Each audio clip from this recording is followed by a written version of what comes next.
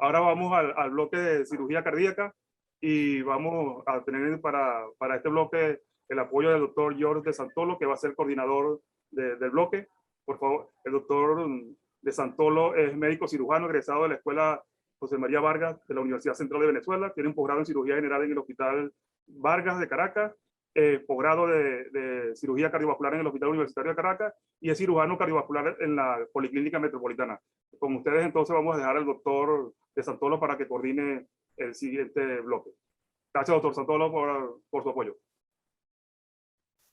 Bueno, muchas gracias. Buenas tardes a todos y a ustedes por la cordial invitación, José Miguel, y a ti, Juan Amaro. Es para mí un honor poder participar en estos eventos que enriquecen pues nuestro quehacer y poder hacer las tomas de decisiones pues en función de estudios realizados y con mejoras, ¿ok? Siempre con mejoras para todos, para tomar mejores decisiones y bueno, como ya nos han echado broma a los cirujanos, pues ver qué es lo que dicen los estudios, si vamos por cirugía o tenemos que esperar el intervencionismo. Bueno, me queda presentar en este grupo de trabajo del que vamos a hablar en primer momento al doctor Chadi Nasser, compañero cirujano médico egresado de la Universidad de Oriente, cirujano cardiovascular formado en el Hospital Clínico Universitario de Caracas, trabaja actualmente como especialista tipo 1 en el hospital y bueno, se desempeña como cirujano cardiovascular en el Centro Médico Docente La Trinidad y en la Clínica Santa Sofía. En muchas oportunidades hacemos equipo, por supuesto. Y al doctor Fernando Alfonso Rodríguez Rojas, médico cirujano de la Universidad de Los Andes, especialista en cirugía general del Hospital Periférico Ricardo Vaquero González, especialista en cirugía cardiovascular del Hospital Clínico Universitario también, y actualmente trabajando como cirujano cardiovascular en el Hospital Clínico Regional de Concepción de Guillermo Gran Benavente en la ciudad de Concepción, región de Biobío en Chile. Bueno, y vamos a discutir unos temas. El doctor Chadi va a trabajar 4 estudios, el Avatar, el CTCR, el Rapid Cabbage y el Best Trial, y el doctor Fernando, el Laos 3 y el PALAS. Entonces, bueno, vamos a escuchar las presentaciones y, bueno, discutir un poquito a ver qué dicen esos trials para ver si las guías continúan como están o habrá alguna modificación. Buenas tardes, agradezco a la Sociedad Venezolana de Cardiología por la invitación. En la presente charla les estaré hablando de 4 estudios importantes presentados en los principales congresos de este año. El primer estudio es el Avatar, cuyo investigador principal, el serbio Marko Banović, tuvo como objetivo evaluar la eficacia y seguridad del reemplazo valvular aórtico quirúrgico precoz en pacientes asintomáticos con estenosis aórtica severa y función normal del ventrículo izquierdo. El diseño de este estudio fue un estudio prospectivo multicéntrico aleatorizado con grupo paralelo. Los pacientes que iban a ser sometidos a cirugía electiva de reemplazo de válvula aórtica precoz y aquellos pacientes que iban a tratamiento conservador. Este estudio fue realizado en 9 centros médicos en 7 países de la Unión Europea. Los criterios de inclusión fueron una edad mayor de 18 años de edad, pacientes con criterios de estenosis aórtica severa por los valores de ecocardiografía y que no tuviesen ningún tipo de síntomas, con una prueba de esfuerzo negativa y una puntuación del STS de menos de 8%. Los criterios de exclusión fueron aquellos pacientes que tengan prueba de esfuerzo positiva, fracción de eyección del ventrículo izquierdo en menos del 50%, una estenosis aórtica muy crítica, con una Vmax de más de 5.5 metros sobre segundo, y aquellos pacientes que necesitaban ser operados, pues bien sea por la aorta o por otra válvula, o que tenían cirugías cardíacas previas, o pacientes que tenían muchas comorbilidades con una esperanza de vida de menos de 3 años. Los criterios de valoración, el principal fue la combinación de muerte por todas las causas o eventos cardiovasculares adversos mayores, y los criterios de valoración secundarios fueron mortalidad operatoria intrahospitalaria, más repetido, hemorragia mayor, complicaciones tromboembólicas, el tiempo de muerte y el tiempo de hospitalización por insuficiencia cardíaca. 157 pacientes fueron randomizados, 79 pacientes fueron al grupo de tratamiento conservador y 78 pacientes fueron al grupo de cirugía cardíaca temprana, de cirugía de reemplazo valvular aórtico. La media de seguimiento de estos pacientes fue de 32 meses. Con respecto a los resultados, el punto primario de evaluación fue la incidencia de muerte o eventos cardíacos mayores. El grupo de reemplazo valvular aórtico temprano fue superior al grupo de tratamiento conservador, 15.2% versus 34.7% para el grupo conservador. Esto reportó una diferencia estadísticamente significativa. Al igual que en la evaluación de los puntos secundarios, podemos evidenciar que todas las causas de muerte y hospitalización por falla cardíaca, el grupo de reemplazo valvular aórtico fue mejor los resultados. En conclusión, el ensayo AVATAR demuestra la eficacia y seguridad preliminar del reemplazo quirúrgico temprano de la válvula aórtica con una menor incidencia de eventos cardíacos mayores, y los hallazgos abogan por una cirugía temprana en estenosis aórtica severa independientemente de los síntomas. El siguiente estudio es el estudio CTCR-MPS, el estudio de reparación quirúrgica concomitante de las válvulas tricúspide y mitral versus la válvula mitral sola. En pacientes, en algunos de estos autores, el doctor Grammy, el doctor Moskowitz, el doctor Mark Gilinoff y Michael Mack son algunos de los autores de este trabajo tan interesante, y tuvo como objetivo evaluar la seguridad y la eficacia de la reparación concomitante de las válvulas tricúspides en pacientes con insuficiencia tricuspidia menos que severa y que se sometían a una cirugía de la válvula mitral. El diseño incluyó 39 centros entre Estados Unidos, Canadá y Alemania, con un número total de pacientes examinados de 5.208, y fueron randomizados 401 pacientes, de los cuales fueron 198 al grupo de cirugía de válvula mitral y válvula tricúspide, reparación de válvula tricúspide, y 203 al grupo de cirugía de válvula mitral sola. La reparación de la válvula tricúspide se realizó utilizando una banda de anuloplastia rígida no plana de tamaño 26/30. Los criterios de inclusión fueron cirugía de la válvula mitral con la insuficiencia mitral degenerativa, con insuficiencia tricuspidia moderada, y aquellos pacientes que no tenían ninguna traza o regurgitación tricuspidia leve con dilatación del anillo tricuspidio más de 40 milímetros o dilatación indexada de más de 21 milímetros por metro cuadrado superficie corporal.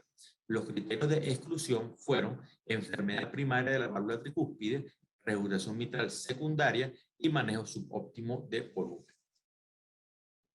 La duración del seguimiento fue de 24 meses, con una edad media de 67 años, el porcentaje de mujeres fue de 25%, y algunos parámetros demográficos incluían fracción de eyección de ventrículo izquierdo 64%, fibrilación auricular estuvo presente en el 44% de los casos, regurgitación tricuspidia moderada al inicio del estudio 37.5%, la mayoría de los pacientes, el 90%, tenían una función del ventrículo derecho normal, se realizó reparación de la válvula mitral en el 89% de los casos, y el abordaje por esternotomía fue el más habitual con 52%.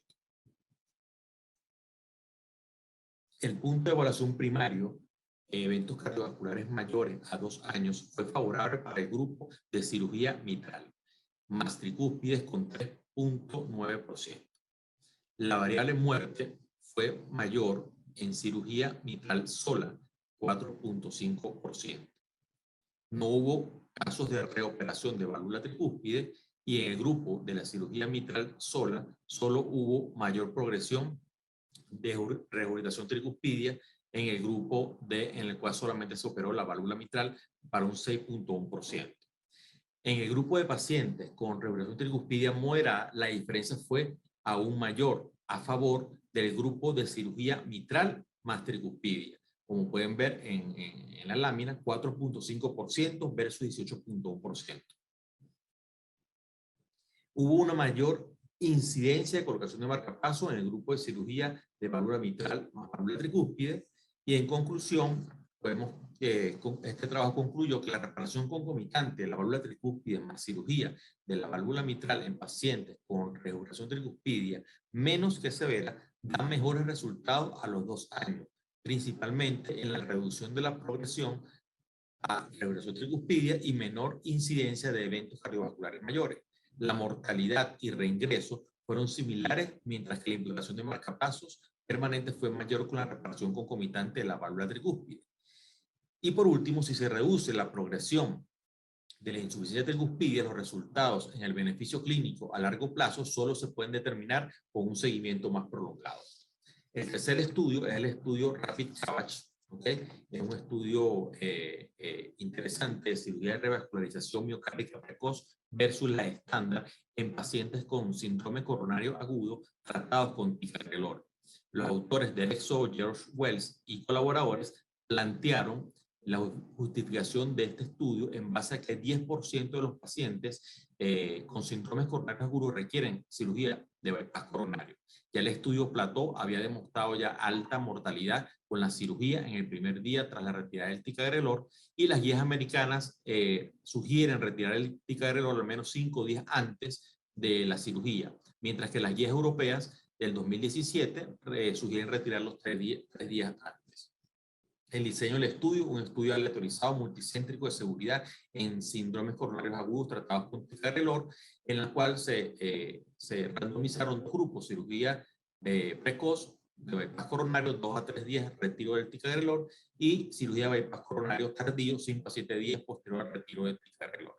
La exclusión fue a aquellos pacientes que fueron tratados con una extraña lesión culpable, necesidad de cirugía de emergencia o cirugía valvular asociada. La hipótesis de este estudio fue que cirugía de bypass coronario precoz es no inferior con un margen del 8% a la cirugía tardía en cuanto a sangrado perioperatorio grave o masivo. En cuanto a las características demográficas de estos pacientes, podemos evidenciar que el 71% de los pacientes fueron a cirugía temprana y el 69% de los pacientes fueron a cirugía tardía.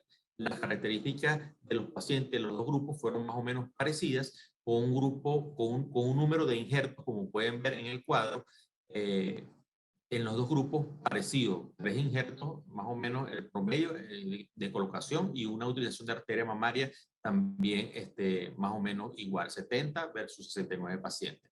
A los 2 grupos se le realizó verificación de la función plaquetaria con niveles adecuados de unidad de respuesta plaquetaria, como pueden ver en la gráfica. Con respecto al punto primario y secundario, no hubo diferencia estadísticamente significativa en cuanto a la aparición de sangrados severos o masivos. Ni tampoco, como pueden ver con respecto a los drenajes torácicos ni en la transfusión de hemoderivados, tampoco hubo diferencia en los 2 grupos. Y en lo que respecta a los resultados isquémicos, sí hubo diferencia, una mayor incidencia de eventos isquémicos y eventos cardiovasculares adversos mayores en el grupo a los cuales fueron llevados a cirugía tardía. En conclusión, podemos concluir que en pacientes con síndrome coronario agudo con una estrategia quirúrgica temprana, 2 a 3 días después de la introducción del ticagrelor, fue no inferior en incurrir en hemorragias graves o masivas, en comparación con retrasar la cirugía hasta los 5 o 7 días. Por último, el estudio BEST Trial nos habla acerca de la eficacia y seguridad de la utilización de un dispositivo de soporte externo para puentes coronarios de vena safena. Este estudio, cuyo investigador principal, el doctor John Puskas, del Mount Sinai de Nueva York, trata de justificar este estudio con la idea de que la hiperplasia intimal proliferativa de los injertos de vena safena después de cirugía de bypass coronario predispone al desarrollo posterior de aterosclerosis y oclusión del injerto, lo que da lugar a resultados clínicos adversos, dados porque 15% de las venas safenas fallan en un mes y el 50% fallan a los 10 años. Entonces se plantea la hipótesis de que un soporte externo de vena safena tiene el potencial de prevenir la dilatación de esa vena, disminuir la tasa de hiperplasia de la íntima y aumentar la permeabilidad de la vena a largo plazo. ¿De qué manera? Reduciendo la tensión de la pared de la vena safena, reduciendo las irregularidades de la luz, previniendo la dilatación de la vena safena y mejorando la hemodinámica. El objetivo entonces de este estudio fue determinar la eficacia y seguridad del dispositivo de soporte externo para limitar la hiperplasia de la íntima al proporcionar un soporte permanente a los injertos de vena safena en pacientes que se someten a cirugía de bypass coronario. El dispositivo estaba conformado por una trenza de hilos de cromo cobalto disponible en 16 dimensiones. Los pacientes objetos de estudio fueron aquellos pacientes que tenían enfermedad multivasos, cirugías de bypass planificadas y programadas en bomba, 2 o más injertos de vena, uno para la coronaria derecha y otro para las arterias coronarias del lado izquierdo, vasos nativos con estenosis en más del 75%, injerto de mama siempre colocado en la descendente anterior y las arterias coronarias dianas que sean accesibles de tamaño apropiado según la evaluación de angiografía cardíaca preoperatoria. El diseño del estudio fue un estudio aleatorizado controlado dentro del paciente, en el cual se colocaba en forma aleatorizada un bypass con soporte y otro era de control. En todos estos centros debían haber laboratorio de angiografía con IBUS. El punto primario de evaluación fue ver el área de hiperplasia de la íntima evaluada por IBUS al año. Y los puntos secundarios fueron la uniformidad del diámetro del lumen por angiografía cardíaca al año por clasificación de Fitzgibbon en una escala ordinal de 3 puntos, sin irregularidad intimal, irregularidad de menos del 50% y irregularidad mayor del 50%. Y por último, el fracaso del injerto con una estenosis de más del 50% por angiografía cardíaca. Y la parte de seguridad del dispositivo, la evaluación de los eventos cardiovasculares adversos mayores en más de 12 meses. En lo que respecta a las características del paciente, fueron 224 pacientes seleccionados, el 50.9% eran pacientes diabéticos y todos tenían una función ventricular una función del ventrículo izquierdo adecuada. Las características de los injertos, tanto en el grupo con soporte como en el grupo sin soporte, en cuanto a estenosis de la arteria nativa, en cuanto al diámetro de la coronaria, en cuanto a la longitud del injerto, en cuanto a la evaluación de los puentes por Flumiter, todos fue más o menos similar en los dos grupos.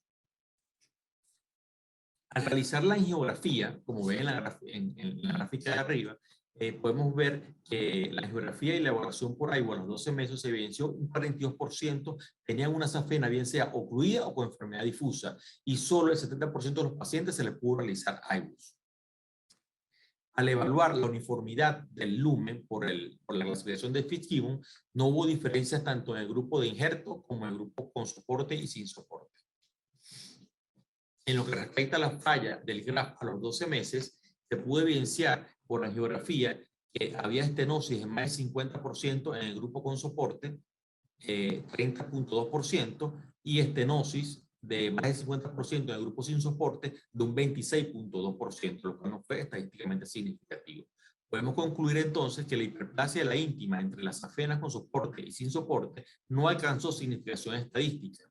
La tasa de oclusión de vasos enfermos fue más alta de lo esperado, sin embargo el área de hiperplasia intimal fue inferior en un análisis de sensibilidad de pacientes que completaron IBUS de ambas safenas. Por lo tanto, se justifica una mayor investigación de dispositivos externos de soporte del injerto destinado a mejorar la permeabilidad a largo plazo y los resultados clínicos junto con medidas novedosas para mitigar la oclusión temprana.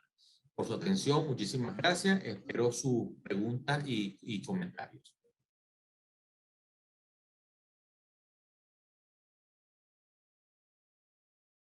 Buenas tardes. Agradezco a la sociedad.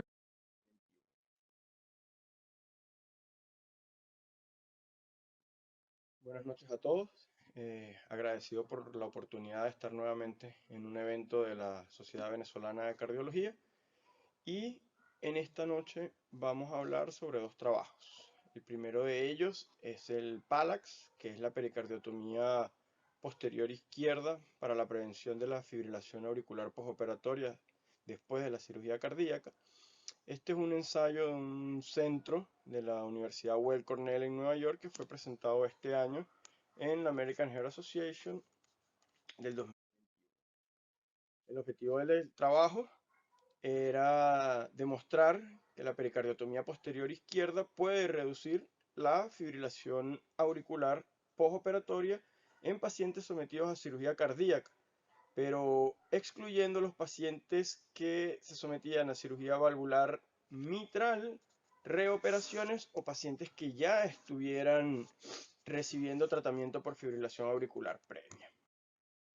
El resultado primario fue la incidencia de fibrilación auricular postoperatoria durante la estancia hospitalaria y los puntos secundarios fueron el tiempo en fibrilación auricular, la necesidad de fármacos antiarrítmicos, de anticoagulación sistémica por fibrilación auricular persistente, la necesidad de cardioversión eléctrica y la duración de la hospitalización.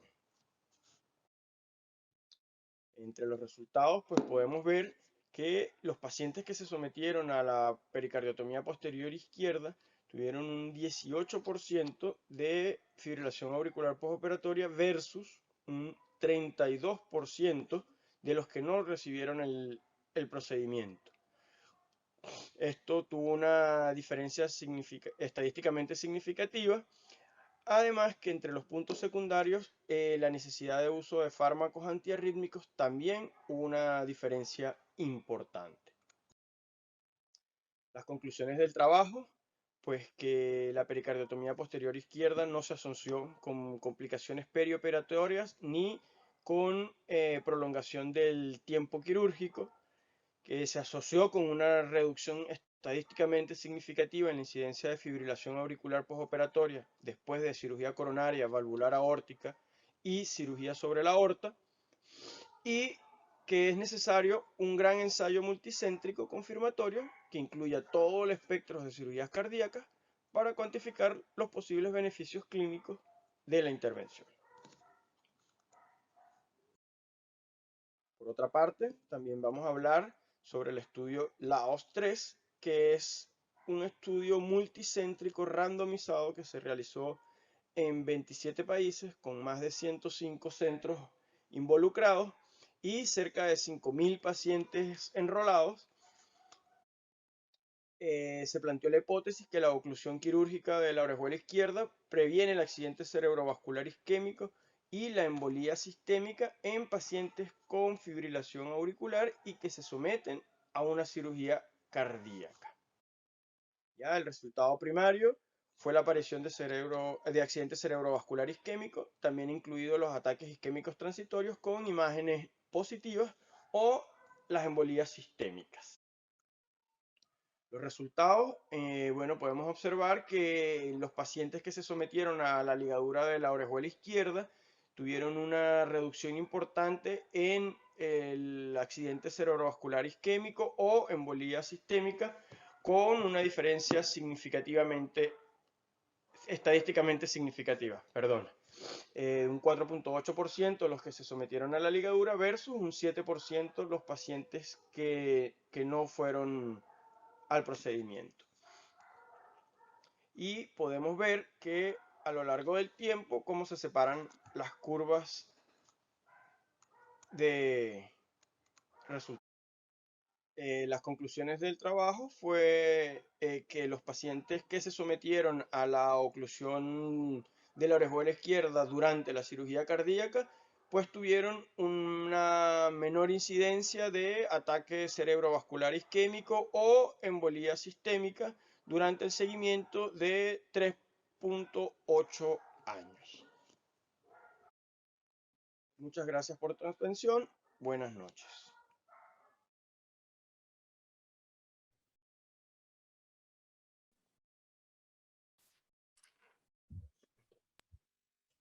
Ajá, bueno, muchas gracias al doctor Chadi y al doctor Fernando por sus exposiciones.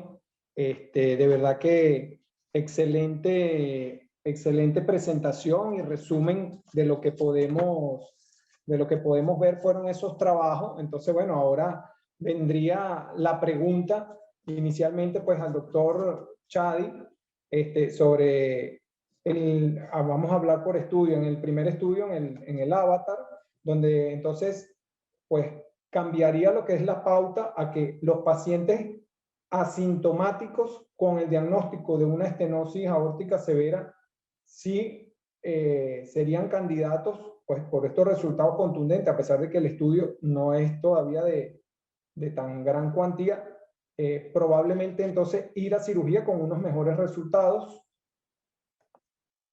¿Qué comentan? Buenas noches. Buenas noches. Buenas noches a todos. Ante todo, gracias a la Sociedad Venezolana de Cardiología por esta gentil invitación a disertar de estos estudios y muy especialmente al doctor José Miguel Torres Vieira y a Juan Amaro por esta invitación. A ti también, George, por habernos involucrado en esta discusión y, por supuesto, agradecido también. Ciertamente el estudio Avatar representa el primer estudio más grande realizado en pacientes con estenosis aórtica severa, asintomáticos y con buena función ventricular. ¿Ok? Eso es algo para tenerlo presente, porque sabemos que los pacientes con estenosis aórtica severa, asintomáticos y que ya tienen disfunción ventricular, así esté asintomático, pero tiene disfunción ventricular, debe de ir a cirugía. Entonces, este grupo de pacientes que están asintomáticos y que tienen buena función ventricular, yo creo que la respuesta sería sí, pero debe entrar en un grupo de evaluación para decidir el tiempo óptimo para su cirugía. ¿Por qué? Sabemos que un paciente que tiene esta condición tiene menos del 1% de hacer una muerte súbita, mientras que el riesgo de cirugía en centros especializados es menos del 2%. Entonces, hay que evaluar, por supuesto, el riesgo-beneficio de la cirugía. ¿Qué pacientes entonces asintomáticos con buena función ventricular deben de ir a cirugía? Bueno, primero que nada, yo creo que lo primero es saber si el paciente en realidad no tiene síntomas, ¿ok? Pues muchas veces los pacientes a veces son negadores y después que se operan es que dicen, ay, sí, yo me sentía mal. Entonces, ¿qué pacientes de estos no tienen síntomas? Entonces, si no se puede precisar con un interrogatorio adecuado, entonces el paciente debe ir a un test de ejercicio en el cual se corroboran los síntomas, entonces este paciente debe de ir a cirugía. Y Claro, aquellos que no, lo aplicaban en el estudio como tal, le hacían eso para discriminar o para incluir o excluir las pruebas. por supuesto, y se incluyeron aquellos que tenían test de ejercicio negativo. Sintomático propiamente. Que tenían test de ejercicio negativo. Entonces, de estos pacientes que tenían test de ejercicio negativo, ¿cuáles debían de ir a cirugía? Bueno, aquellos que tenían una estenosis muy crítica, que tenían una Vmax de más de 5.5 metros, dependiendo de cuál de las dos guías evaluemos, o aquellos pacientes en los cuales se podía demostrar que estaban con algún tipo de disfunción cardíaca, con niveles de BNP o pro-BNP de más de 3 veces su valor normal. Esos pacientes también, y que no fuese justificado por ninguna otra causa. Esos pacientes también deben de ir, se recomienda ir a cirugía en un tiempo óptimo. O aquellos pacientes que tú le demuestres un incremento del volumen de la velocidad de más de 0.3 metros por segundo por año. Ese paciente también debe ir a cirugía, así esté asintomático con buena función ventricular. Perfecto. Bueno, con respecto a la cirugía combinada, cuando hay cirugía de válvula mitral con válvula tricúspide, bueno, eso yo creo que nosotros los cirujanos ya desde hace mucho tiempo viene hablándose de que no olvidar a la tricúspide, y bueno, con este estudio yo creo que lo que hace es reforzar y demostrar que aunque no sea severa, hay que tratar a la tricúspide. Eso ya venía hace muchos años en camino.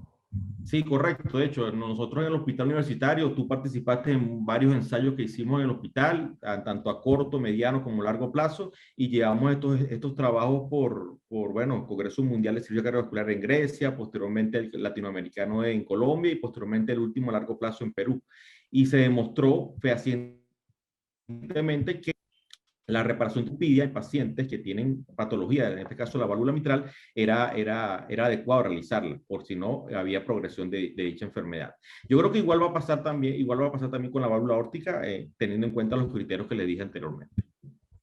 Aquí, lo único importante en ese estudio, de destacar de todas maneras, George y Chadi y Fernando, es que hubo una muy alta incidencia de necesidad de colocar marcapasos en los pacientes que se le hizo reparación de la tricúspide, que pareciera que no es muy válida cuando ya la lesión tricúspide está muy avanzada, pareciera que tampoco tiene un espacio bien ganado, y que además no hubo repercusión ni sobre la mortalidad ni sobre la calidad de vida de los pacientes. O sea que hay una intervención que fue apropiada, evaluada por ecocardiografía. Pero nuevamente, la ecocardiografía, particularmente las regurgitaciones, son muy dependientes del estado hemodinámico de los pacientes, y si el paciente estaba mejor, en general, pudiera haber disminuido la regurgitación simplemente porque su condición hemodinámica incrementó. Simplemente estar pendiente de que esas limitaciones hay que tomarlas en cuenta a la hora de la decisión.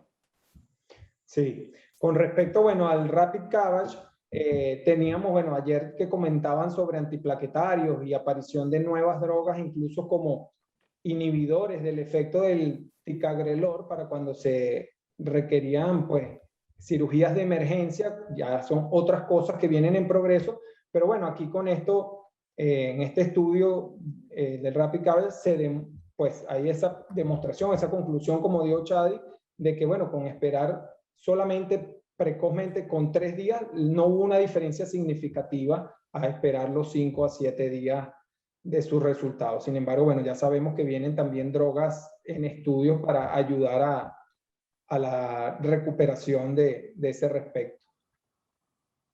Sí, en el estudio Plató, particularmente, los pacientes que fueron a cirugía cardiovascular y estaban en ticagrelor realmente tuvieron una disminución muy significativa de la mortalidad. Les fue mejor. Increíblemente.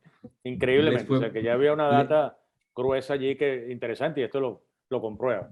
Les fue mejor. Claro. De hecho, es interesante que rescaten, que hablen de eso, y José Miguel menciona el estudio Plató, porque el estudio, o sea, demostró que, bueno, o sea, que el ticagrelor fue mucho más seguro al momento de hacer una cirugía con solo 3 días y esto tiene su principio farmacológico, y es que el ticagrelor no es una prodroga, a diferencia de las otras que actúan en los receptores P2 y E12. Pues. Y además es una droga de unión reversible a la plaqueta, a diferencia de los otros que tienen unión irreversible, entonces la hace muy favorable. Correcto. En esta situación. Y con respecto a la otra, la aspirina, bueno, básicamente ya hace mucho tiempo sabíamos de que podíamos operar a los pacientes con aspirina y con una disminución incluso de los eventos isquémicos. Pero probablemente aumenta la permeabilidad de los injertos en el postoperatorio, probablemente. Pues. Es una de las teorías para justificar su uso. Sí. Con respecto a lo de los dispositivos para tratar de hacer más duraderas a las venas, bueno, como dicen, no es concluyente el estudio, muy corto periodo, sin embargo, pues se demuestra, y por eso la superioridad de los bypass, siempre injertos arteriales, su durabilidad en el tiempo y permeabilidad, pero bueno, hay que seguir buscando la manera de tratar de hacerlos cada vez más duraderos. Más permeables, más permeable del tiempo, sí. Es interesante lo brillante que son los cirujanos cardiovasculares. Como no colocaron los stent por dentro, ahora los están colocando por fuera. Son unos bárbaros. Yo. Increíble el talento de esta gente. Yo. Lo que no logran en un escenario lo logran en el otro. Pues. Yo creo que parte de la evaluación de esto es porque depende de la safena del paciente, ¿no? O sea, yo creo que un injerto la calidad del injerto es muy dependiendo. Un injerto venoso es muy variable, o sea, no es como una mamaria que es muy predecible, ¿no? El injerto venoso es muy variable, depende de cómo esté la vena en el paciente, si tiene insuficiencia o no, etcétera. Yo creo que nosotros tenemos que tratar de mejorar ese punto en cuanto a la vena. No cuesta nada hacer un mapeo preoperatorio de las venas safenas, tratar de sacar la vena safena o sea, lo menos traumático posible, de una técnica no touch que hace mucho tiempo ya la estamos utilizando, y usar soluciones buffer para el lavado de la vena, que soluciones que están bien delimitadas a base de heparina, nitroglicerina, bicarbonato, etcétera, para tratar de lavar bien ese endotelio y que la vena dure lo mejor posible. Por supuesto, lo demás es las cuestiones técnicas, una buena anastomosis, una buena longitud, que no quede quinqueada, y por supuesto que tenga una buena evaluación al momento de colocarlo con los medidores de flujo coronario. ¿Okay? Eso son, creo que es lo fundamental para ver que la vena dure adecuadamente. De hecho, Fernando Rodríguez hizo una tesis de la medición de los flujos coronarios, y yo también, fue mi tesis de grado, y pudimos comprobar de que por qué había venas que duraban tanto tiempo y otras que no. Y básicamente era por todas esas características que les dije anteriormente. Entonces, ahora vamos a ver si ponemos los stent por fuera y funciona. Claro, por lo menos que nos ayude a esas que están dilatadas, evitar que totalmente. Varíe. Claro. Seguramente esa técnica, esa tecnología la van a refinar y va a ser una opción excelente para la permeabilidad de los injertos a largo plazo. Seguro que la van a perfeccionar. Con respecto, bueno, ahora con el doctor Fernando, del estudio Laos y el PALAS, bueno, con respecto al lado, la ligadura de orejuela en los pacientes, bueno, por allí ya vi que el doctor Eliodoro hizo un comentario que entonces ahora los cirujanos vamos a empezar a cerrar orejuelas. Bueno, si va para cirugía hay que aprovechar, doctor, Totalmente. para que no le toque Totalmente. después hacerlo Claro, a posteriori. Claro. Con respecto a la Y bueno, pregunta del mostrando unos resultados contundentes, de todas maneras dejo al doctor para que haga sus comentarios.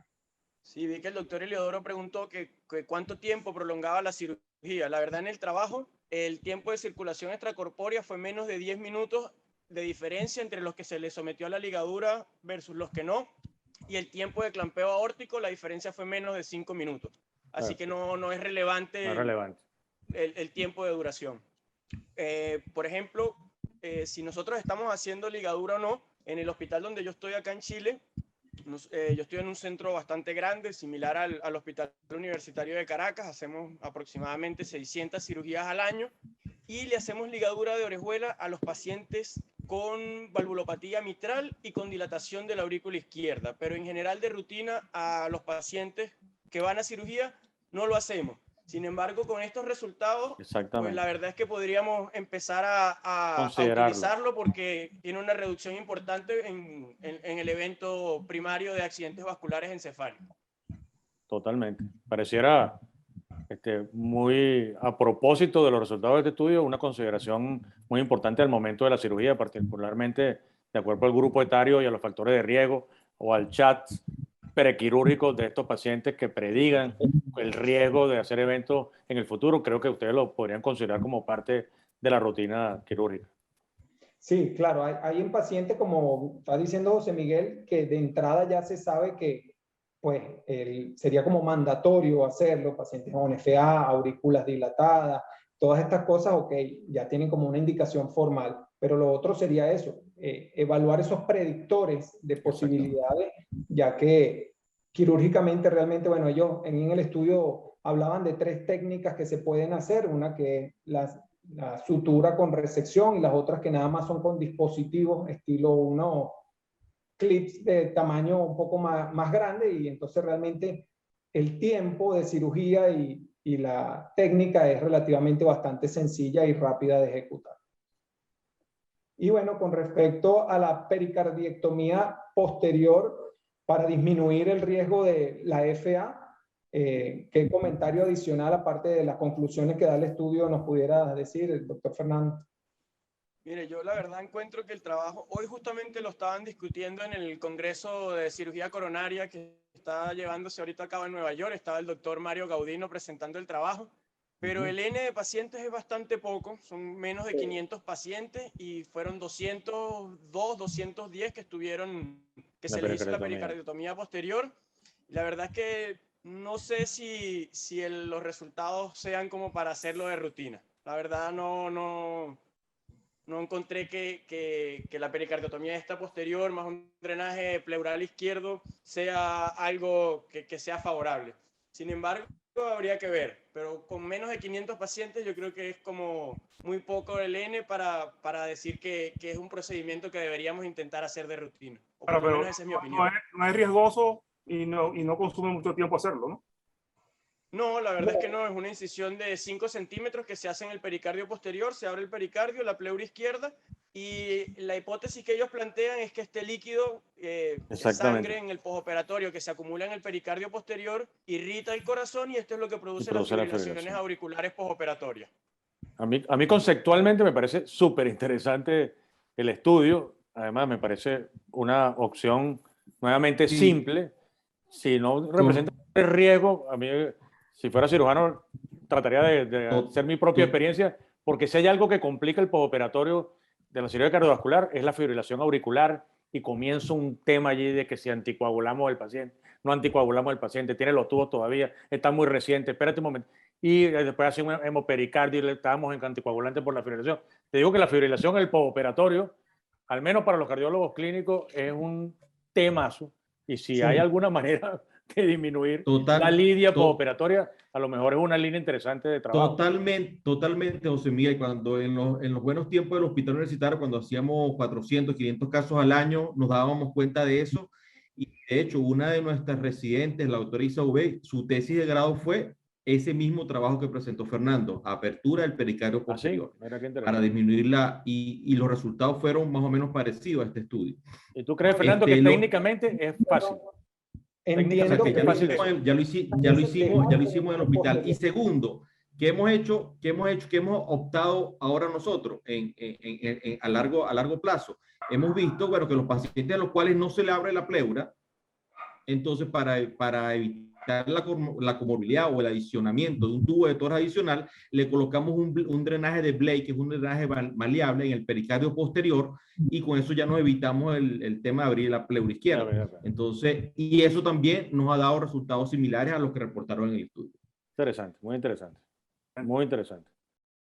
Bueno, yo creo que ya, si tiene algún otro comentario, perfecto, ya cubrimos todos los estudios y los comentarios han sido muy buenos. El doctor Rigoberto está preguntando acá qué es más eficiente en el cierre de la orejuela, la técnica quirúrgica o el dispositivo. Bueno, por los resultados, quirúrgicamente, cuando nosotros la cerramos desde adentro, el 50% a los 5 años ya está abierta.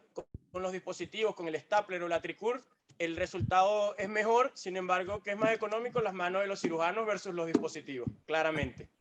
Pero a lo mejor te está preguntando, Fernando, ¿qué crees tú? ¿Que es mejor cerrarla quirúrgicamente o cerrarla percutáneamente con dispositivo? No lo sé, porque no estoy leyendo la pregunta, pero eventualmente te está preguntando algo así. ¿Cuál es tu opinión? No, o sea, con los dispositivos, pero nosotros utilizamos dispositivos externos, no conozco externos, dispositivos en el acto quirúrgico, exactamente. Claro, el AtriCure es un clip que se pone por fuera y cierra la orejuela. Totalmente. Sí, la verdad que en ese estudio Laos el resultado fue muy contundente, pero claro, estos pacientes tenían una cosa diferente. Estos pacientes tenían cerrada la orejuela y se mantuvieron anticoagulación. Lo que hicieron fue magnificar los beneficios de la anticoagulación. Mientras que los que cerramos por dentro, teóricamente, los cerramos para evitarnos la anticoagulación y declinar la anticoagulación. Y entonces, es dispositivo menos anticoagulación. Este es cierre más anticoagulación y aumentó mucho los beneficios para proteger al paciente de accidente cerebrovascular. El doctor Fernando Rodríguez es el hijo del virrey de Oriente de la cardiología, el doctor a su vez cardiólogo, pero Fernando Rodríguez, es un honor tenerlo con nosotros, muy agradecido por tu participación, Fernando. Te deseamos el mayor de los éxitos allá en Chile. Bueno, gracias a Chadi, gracias a mi profesor Abdel Fuenmayor, que me dio clases de cardiología en la Universidad de los Andes. Es que Abdel le ha dado esencialmente clase más o menos al 90% de los cardiólogos venezolanos, entonces es muy difícil que alguien aquí no sea alumno de Abdel. Chadi, brillante, estupendísimo, muchas gracias por su participación. Igualmente la coordinación. Gracias a usted y seguimos conectados. De George, excelentísimo George, muchísimas gracias por estar aquí. Seguro, estamos pendientes, seguimos. Que estén muy bien.